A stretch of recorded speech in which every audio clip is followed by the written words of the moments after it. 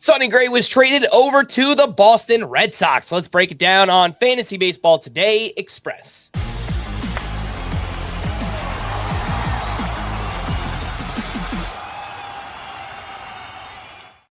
Welcome into FBT Express on Tuesday, November 25th. I am Frank Stampfl, joined by Chris Towers. Chris, we got another trade. Sonny Gray was shipped over to the Red Sox in exchange for Richard Fitts and left-handed pitching prospect Brandon Clarke.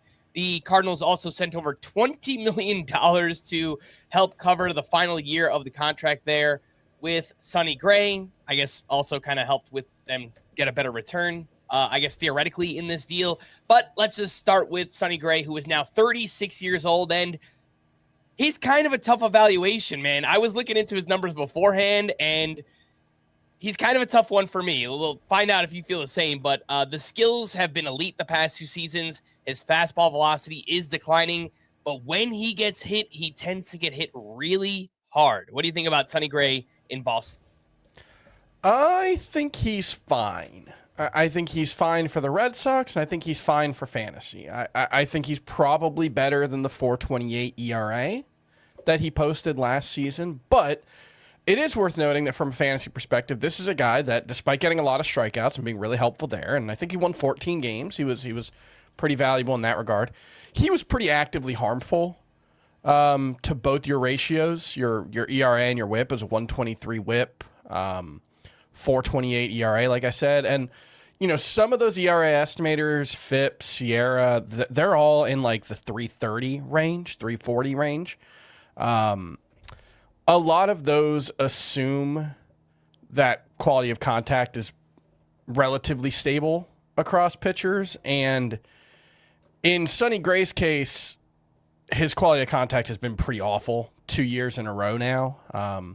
You see the declining fastball velocity. That pitch gets hit really, really hard. I don't necessarily think this is a case where you can look at the FIP, the Sierra, et cetera, and say, yeah, this guy's a low 3s ERA pitcher. I think it's going to be closer to 4, but with a good team backing him up and a good defense, and there will be stretches of absolute brilliance. We see that every year with Sonny Gray, and then there will be these blow-ups where he gives a lot of it back and messes with your ratios. I think that's probably just who he is. He's 36 years old.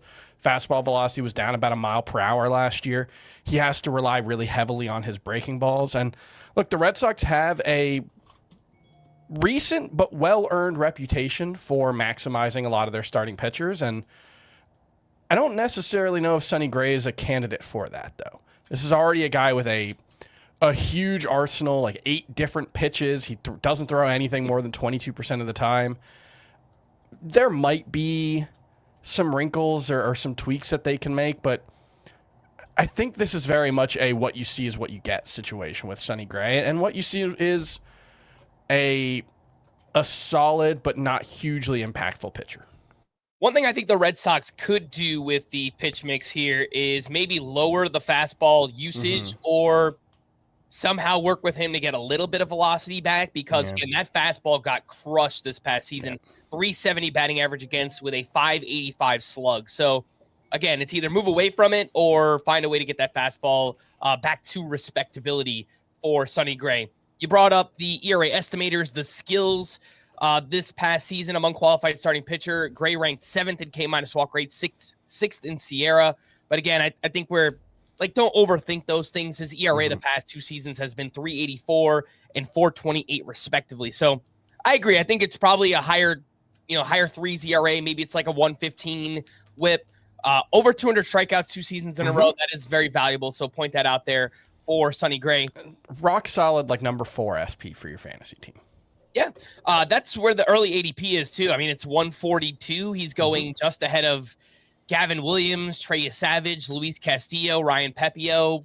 What do you think about that? Perfectly fine to me. I have him 48th at starting pitcher, but that does include names with similar upside and downside like Mackenzie Gore and Nick Lodolo. I think you could even throw Shane Bieber and Gavin Williams in there, but also, some of those like breakout hypey pitchers like Nolan McLean and Jacob Mizurowski and Cameron Schlittler are all ahead of him. But the likelier outcome is Gray is more useful than at least some of those guys. It's just I don't think he has the upside of some of the other guys we're chasing. So it's a pitcher I think you fall back on rather than one you make a big priority of targeting. And that's why, when I look at this from a real life perspective, I know Craig Breslow was quoted as saying, we're looking for a number 2 starting pitcher. I think they still might be. This is a team with a good list of prospects, a good farm system. They've got multiple redundancies in the lineup. This team still feels like they could take a big swing.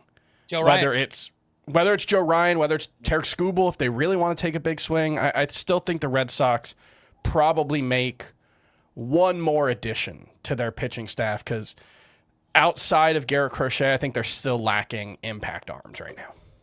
All right, let's take a quick break, and we'll be back right after this. When you need your sports news all the time, we've got breaking news to bring to you. CBS Sports HQ gives you a snapshot of all the sports that matter to you. When you need your sports in a snap, find it on CBS Sports HQ, streaming free anywhere you are. Welcome back in FBT Express. We're breaking down Sonny Gray getting traded over to the Boston Red Sox. I did just have one other question to ask regarding this, Chris, and it's not really statistically based or anything like that. It's more so, just something that I've noticed in the past that Sonny Gray has dealt with. His only other time pitching in a big market was with the New York Yankees, and of course that season did not go very well. It was a 4.90 ERA and a 1.50 WHIP over a full season. Now he gets traded to the Boston Red Sox. Obviously, big market, huge expectations. He has not pitched well in Fenway in his career, and it also is just a park and division downgrade. Do any of those things factor into your decision to rank or, I guess, want to draft Sonny Gray next season? Yeah, I'm trying to remember specifically what there was. Sonny Gray spoke openly about his time with the Yankees and what went wrong, and it seemed to be a philosophical difference between him and the organization. I want to say they were trying to have him throw more secondaries at the time than he was comfortable with, and it kind of screwed him up. I can't remember the specifics of it, but I think that was more of a philosophical difference between him and the organization about what was best for him. I don't really worry too much about the big market thing. Fenway obviously can be a tough place to pitch. It's actually not a bad park for home runs, but it boosts BABIP and batting average a lot. So I think there's some risk here. He's 36 years old, so there's risk that there's just a big drop-off coming, even if the skills indicators are still pretty bullish on him. But I don't have too much concerns about the specific move for Sonny Gray to Fenway Park. Last question regarding the Red Sox here. Their updated rotation, which again could change if they go out and make another trade, which is possible. They have Garrett Crochet, Sonny Gray, Brian Bayo. The rest seems pretty open. Yeah. Roster resource has Cutter Crawford and Patrick Sandoval in there, but we do know that they have two pitching prospects that debuted late last season, Connolly Early and Peyton Tolley. Do you think this affects the chances that those guys are in the rotation to start the season, the prospects in the Red Sox rotation?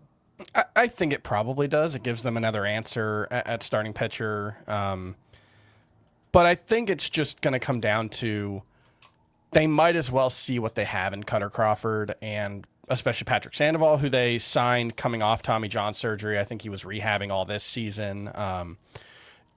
Because those guys are older, because they're later in their careers, they have a little more flexibility with what they do with Peyton Tolley and Connolly Early. So I would guess, barring really, really good spring trainings from the young guys and really bad ones from the veterans, I would guess they just opt to send those guys down just to keep that flexibility and see if Sandoval or Cutter Crawford can, Crawford get back to what he was prior to all the injuries last season. Sandoval was always kind of disappointing, but there was some upside there. So see what you have in those guys for a month or two, and then we'll probably see Connolly Early and Peyton Tolley, I would guess in that order, given how they pitched at the end of last season. Yeah, I think so too. Connolly Early actually got a start in the playoffs and looked pretty good until things kind of came apart there. But I think definitely names that need to be on our radar for next season, both Connolly Early and Peyton Tolley. Let's wrap up with a quick look at the return that the Cardinals got here. They are in desperate need of rotation help. Honestly, they were even before trading away Sonny Gray, so it's pretty dire in the St. Louis rotation right now. Richard Fitz, he's shown some flashes, but obviously the numbers have not really given us much so far for fantasy.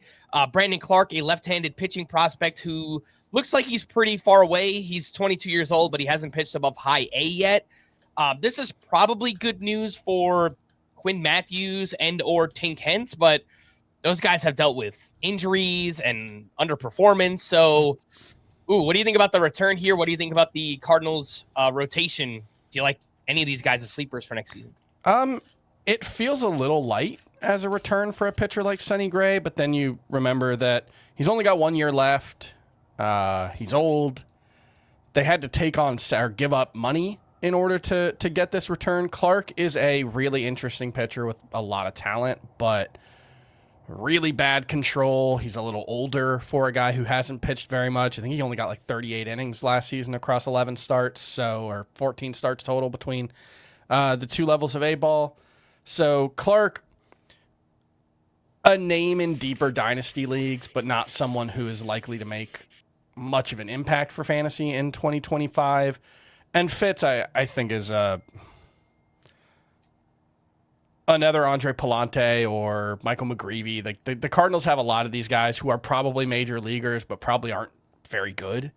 Like back end of rotation guys or rotation depth guys. And what they really need is some difference makers. And maybe Tink Hence can be that. Maybe Quinn Matthews can be that. I liked Quinn Matthews a lot coming into this season. He dealt with a shoulder injury in spring training that seemed to just wreck his season. His walk rate was, I think, 6/9 last year. So I expect we'll see Quinn Matthews early on in 2026, possibly on in the opening day rotation if he has a good spring training, but not a guarantee. And obviously the shine's worn off a little bit after last season.